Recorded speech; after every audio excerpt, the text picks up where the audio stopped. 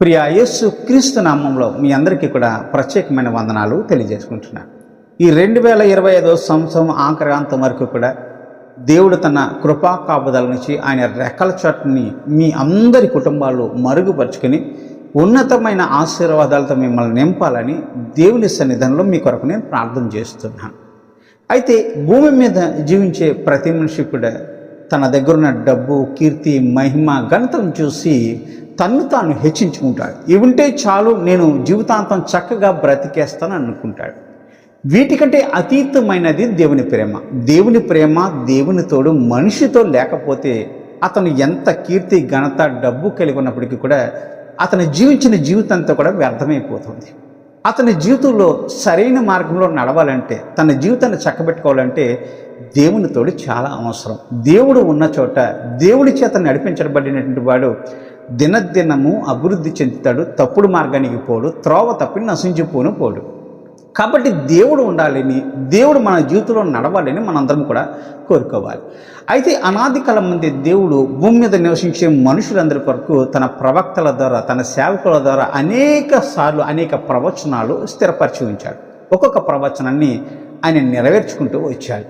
యెషయా గ్రంథము 9వ అధ్యాయం 6వ వచనంలో ఏలయనగా మనకు శిశువు పుట్టెను, మనకు కుమారుడు అనుగ్రహించబడెను అని ఇక్కడ భక్తుడైన యెషయా ద్వారా దేవుడు చెప్పిన మాట, ఆ మాట ప్రకారం ఆ కాలము సంపూర్ణమైనప్పుడు తన కుమారుని భూమి మీదకి పంపించడానికి దేవుడు ఇష్టపడ్డాడు.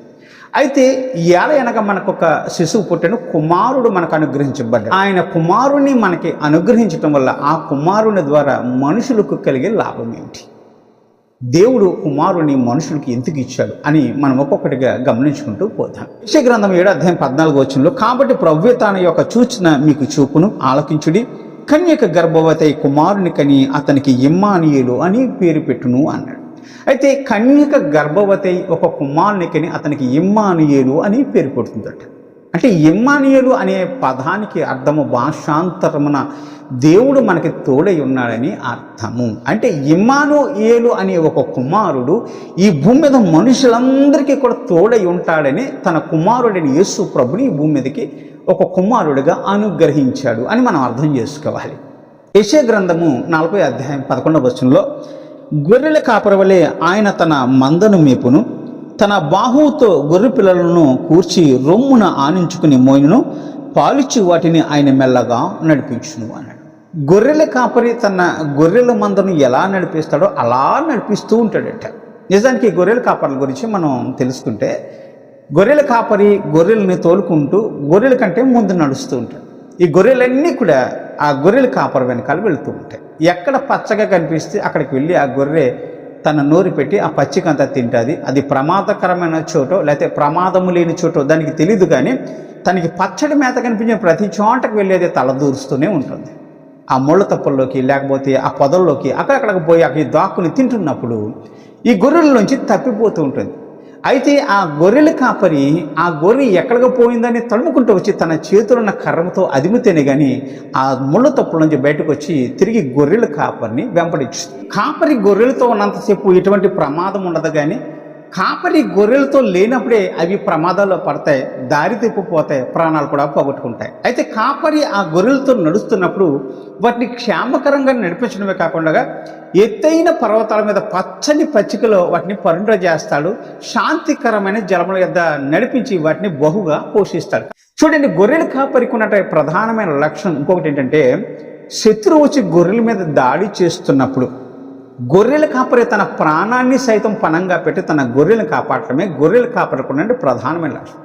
నిజమే, యేసు ప్రభు వారు కూడా అలాగే అన్నారు కదండి, నేను మంచి గొర్రెల కాపరిని, నా గొర్రెల కొరకు నా ప్రాణం పెడతాను అన్నాడు. యేసు ప్రభు వారు కూడా అలాగే తన గొర్రెల కోసం ప్రాణం పెట్టినటువంటి మహనీయుడు. ఆయన అన్న మాట నెరవేర్చేటువంటి వాడు.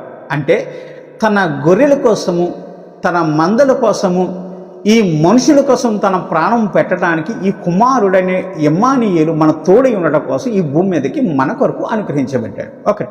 ఒకనొకప్పుడు దావీదు గారు తన గొర్రెల మందలన్నింటినీ ఆ అడవి ప్రాంతాలకు తోడుకెళ్ళినప్పుడు అక్కడ ఒక సింహము, ఎలుగుబంటి ఎదురయ్యి ఒక గొర్రె పిల్లని ఎలుగుబంటి తన నోటను ఖర్చు పెట్టుకుని వెళ్ళిపోతుంటే దావీదు గారు ఆ ఎలుగుబంటి నోట్లో ఉన్న గొర్రె పిల్లను విడిపించాడు.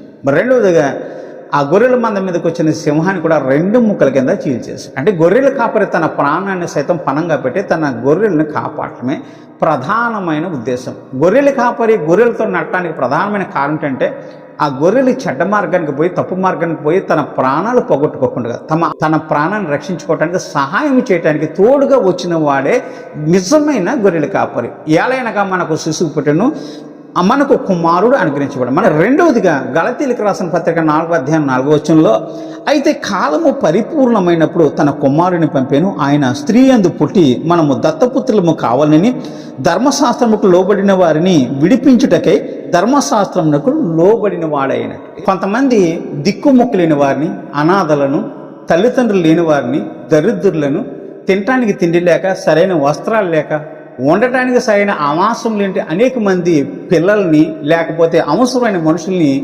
మరికొంతమంది మనుషులు దత్తత తీసుకుంటారు. మంచి వస్త్రాలు తొడిగిస్తారు, మంచి భోజనం పెడతారు, ఉండటానికి మంచి ఇల్లు కూడా వారికి ఇస్తారు. ఎప్పుడైతే దత్తత తీసుకున్నారో వీరి ఐశ్వర్యం అంతా కూడా ఆ దరిద్రులకు అంటుకుని వారి దరిద్రత అంతా పోతుంది, వీరు కూడా ఐశ్వర్యవంతులుగా మార్చబడతారు. యేసుప్రభు కూడా మనందరినీ తండ్రికి కుమారులుగా, దత్తపుత్రులుగా అప్పచెప్పడం కోసం భూమి మీద ఉన్న పాపులందరినీ సమకూర్చి తన నులివచ్చిన రక్తంతో వారందరినీ కడిగి రక్షణ వస్త్రమును, ఉల్లాస వస్త్రమును, ఆనంద వస్త్రమును ధరింపజేసి మనందరినీ కూడా పరిశుద్ధులుగా తీర్చిదిద్ది దేవుని సన్నిధానానికి అప్పచెప్పి, ఎప్పుడైతే మనం పరిశుద్ధులుగా మార్చబడ్డామో అప్పుడే మన దరిద్రత, ప్రతి పాపము కూడా యేసు ప్రభు వారు స్వీకరించి ఆయన ఐశ్వర్యాన్ని మనకి ఇచ్చాడు. కాబట్టి ఈ రోజున మనందరము ఐశ్వర్యవంతులుగా మార్చబడ్డాం.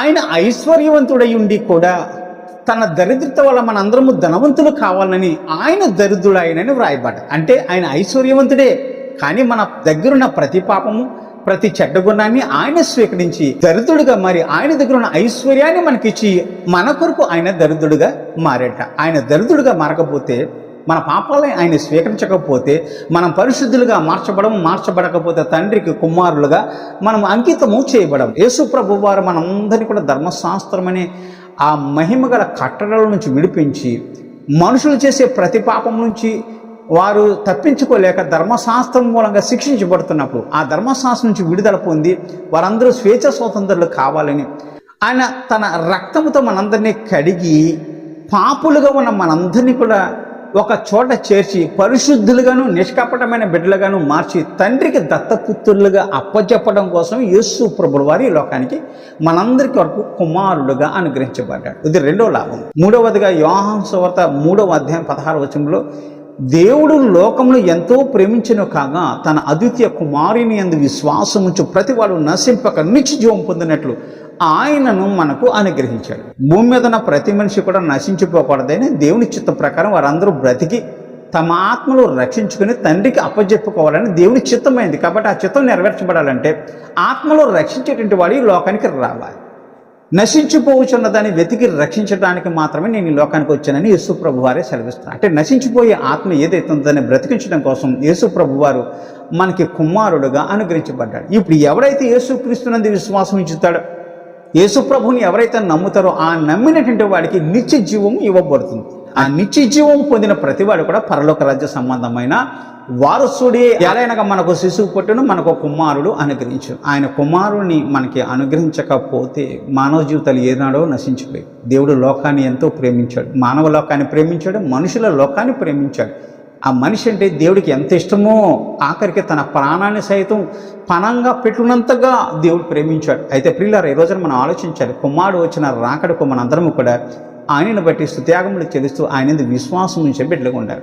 కీర్తనల గ్రంథము 2:12 కుమారుని ముద్దు పెట్టుకుని లేని ఎడల ఆయన కోపించును, అప్పుడు మీరు త్రోవ తప్పి నశించెదరు, ఆయనను నమ్మిన వారందరూ ధన్యులు. ప్రియా దేవుని బిడ్డలారా, కుమారుని ఎందుకు నమ్ముకోవాలంటే మనము పాపములో నశించిపోకుండా ఉండాలని, నిత్య జీవాన్ని పొందుకుని తండ్రి సన్నిధానానికి వెళ్ళి మహామహిమలో మనం కూడా వెలిగించబడి ఆయనతో జీవించాలని.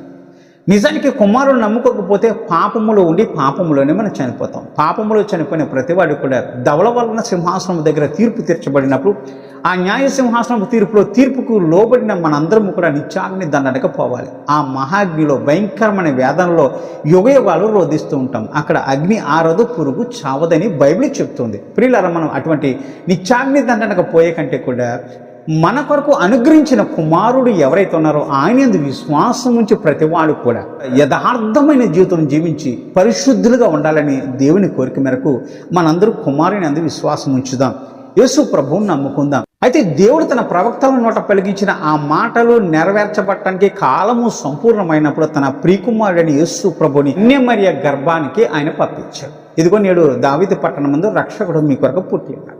కాలము పరిపూర్ణమైనది, ఆయన మన కొరకు పుట్టి ఉన్నాడు. కాబట్టి మనందరం కూడా ఆయన యందు నమ్మిక ఉంచి విశ్వాసముతో ఆయనను ఆశ్రయిస్తే మన పాపములు క్షమించబడతాయి, నిత్య జీవానికి వారసులుగా మనందరము మార్చబడతాం. ఇందు నిమిత్తమే కదా ప్రియకుమారుడైన యేసు ప్రభు మనకు అనుగ్రహించబడతా.